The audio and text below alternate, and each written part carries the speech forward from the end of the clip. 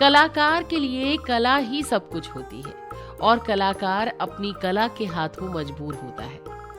कला जहाँ पर उसके लिए ताकत होती है, वहीं पर उसके लिए उसका मान भी होती है। ऐसे ही होते हैं कलाकार। और आज फिल्म इंडस्ट्री के जिस कलाकार के बारे में मैं बात करने वाली हूँ, उनके नाम 1969 से 1971 के बीच लगातार 15 सोलो हिट फिल्में देने का रिकॉर्ड है। अगर आप जानना चाहते हैं कि मैं किस कलाकार के बारे में आज बात करने वाली हूँ और क्या वो किस्सा है जो मैं आज आपसे शेयर करने वाली हूँ, तो आपको मेरे वीडियो को एंड तक देखना पड़ेगा।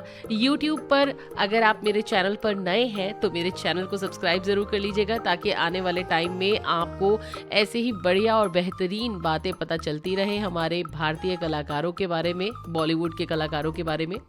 और साथ ही साथ शेयर और सब्सक्राइब के साथ लाइक करना मत भूलिएगा। और हाँ, कमेंट भी करिएगा। कमेंट करने के लिए मैं आपको रीज़न दूंगी कि क्यों आपको कमेंट करना है उसके लिए थोड़ा सा इंतज़ार करना पड़ेगा।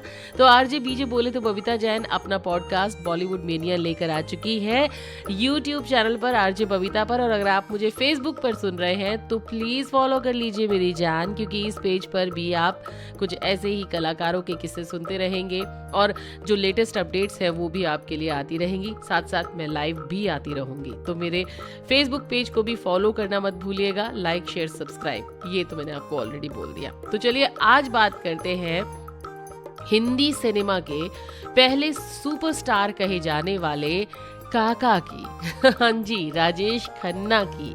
उन्हीं के बारे में मैं आज बात करने वाली हूँ। पता है फ्रेंड्स, एक आर्टिस्ट ना ऐसा होता है कि जब उसको अपनी कला दिखाने का मौका मिलता है ना, तो वो कहीं पीछे नहीं हटता, चाहे उसके साथ सिचुएशन कैसी भी हो। हमने कई बार आर्टिस्ट्स को, कलाकारों को देखा है कि उनके घर में अगर किसी की डेथ हो गई या फिर उनके साथ कुछ मिसहैपनिंग हो गई, तब भी अगर वो कुछ चीज़ कर रहे हैं, लोगों के सामने है, तो भले ही वो दिल से दुखी हों, लेकिन उनके होठों पर से स्माइल नहीं जाएगी। तो चलिए फिर आज राजेश खन्ना साहब के बारे में भी मैं आपसे एक ऐसा ही किस्सा शेयर करने वाली हूँ, जिसको सुनने के बाद शायद आपकी भी आंखों में आंसू आ जाए।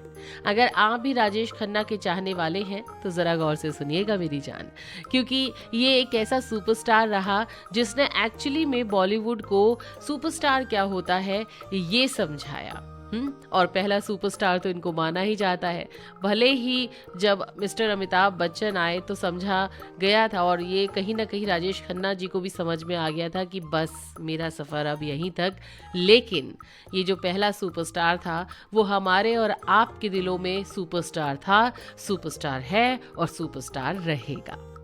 आज मैं बात करती हूँ, आप में से बहुत सारे लोगों को ना ये नहीं पता होगा कि काका यानी कि राजेश खन्ना साहब ने कोई एड भी शूट किया था।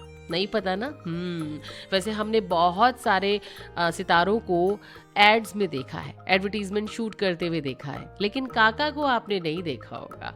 हाँ, एक बात ज़रूर है कि काका ने अपनी लाइफ का एक एड शूट किया, लेकिन वो एड उनके लिए पहला और आखिरी एड बन गया। इस एड को डायरेक्ट किया था आर बाल्की ने, और ऐसे ही एक इंटरव्यू में उन्होंने बताया था कि उन्होंने एक ऐड करने की सोची, और जब उन्होंने ये ऐड करने की सोची तो उसकी शूटिंग से पहले अपने काका यानी कि राजेश खन्ना हॉस्पिटल में थे। और पता है, वो इतने डेडिकेटेड थे, या इतना मैं कह सकती हूँ कि एक्साइटेड रहे होंगे ज़रूर, तभी तो इस ऐड को शूट करने के लिए काका एयर एम्बुलेंस से पहुँचे। जी हाँ, एक्चुअली जब आर बाल्की ने इस ऐड के बारे में सोचा ना, तो उन्होंने इस थॉट के साथ उनको कास्ट किया था, क्योंकि उनको ऐसा लगता था कि उनसे ज़्यादा किसी के भी फैंस शायद नहीं होंगे, और उनसे ज़्यादा किसी ने अपने फैंस गवाए भी नहीं होंगे। और उन्होंने काका से सबसे पहली बार उनके बंगले आशीर्वाद में मुलाकात की थी। उन्होंने उनको पूरा ऐड सुनाया और कहा कि हम इसमें आपका मजाक उड़ा रहे हैं। तो इस पर काका ने जवाब दिया, बाल्की, तुम्हें लगता है कि मेरे पास इतना सेंस ऑफ ह्यूमर नहीं है, तो क्या मैं इतना बड़ा सुपरस्टार होता? इस ऐड को शूट करने के लिए 3 दिन पहले तक मिस्टर राजेश खन्ना हॉस्पिटल में थे, और उन्हें आर बाल्की को ये जो एड था वो बेंगलोर में शूट करना था। उन्होंने काका से कहा कि हम इस एड को पोस्टपोन कर रहे हैं, तो उन्होंने जवाब दिया नहीं, मैं सेट पर आ रहा हूँ। अच्छा, काका सेट पर तो आ गए, लेकिन सेट पर आने के बाद ऐसा क्या हुआ कि आर बाल्की अपनी आंसुओं को नहीं रोक पाए। एक्चुअली में हुआ ये कि एयर एम्बुलेंस के जरिए काका पहुंच गए, और पता है उनके अंदर इतना जज्बा था कि वो बीमार थे, एयर एम्बुलेंस करके वो आए, लेकिन वो एड को शूट करने से पहले रिहर्स करना चाहते थे।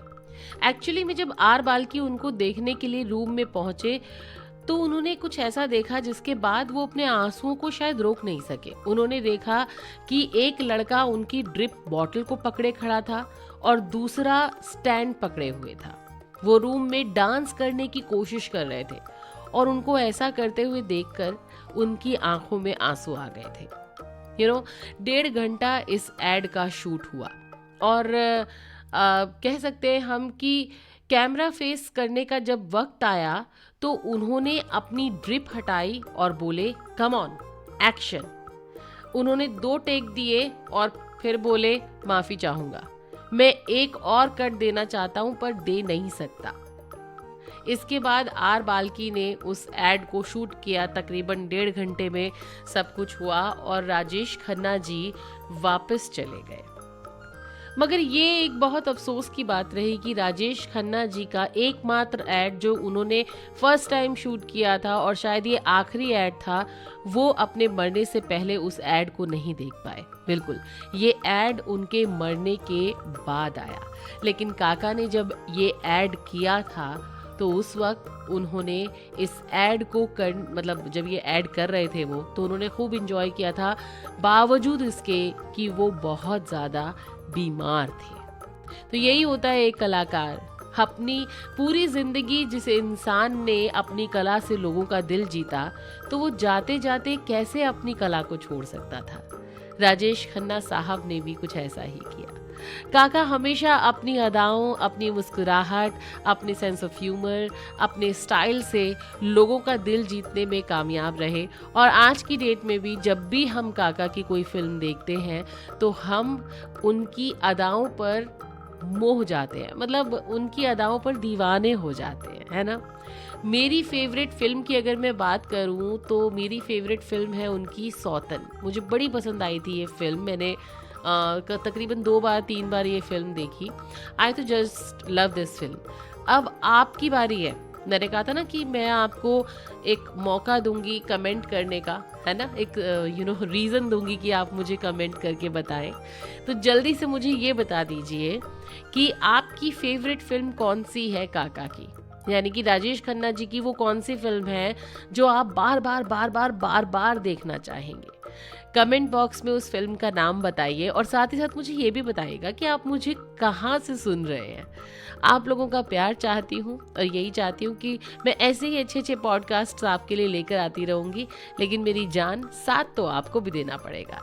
चाहे यूट्यूब चैनल हो मेरा आरजे बबीता, चाहे मेरा फेसबुक पेज हो, इंस्टाग्राम पर भी हूँ मैं, लेकिन अभी फ़िलहाल फेसबुक और यूट्यूब पर मैं बस पूरे जोशो खरोश के साथ लगी हुई हूँ कि भाई आप लोग एक बार मेरी बहुत बड़ी सी फैमिली हो जाए तो फिर हम मिलकर कुछ धमाल करेंगे। तो अगर आप मेरे YouTube चैनल पर नए हैं तो मेरे चैनल को सब्सक्राइब ज़रूर कर लीजिएगा और मेरे फेसबुक पेज पर नए हैं तो मेरे पेज को फॉलो ज़रूर कर लीजिएगा। अभी फ़िलहाल आरजे बबीता को यहीं पर दीजिए इजाज़त, फिर बहुत जल्दी मिलूंगी। Bye bye.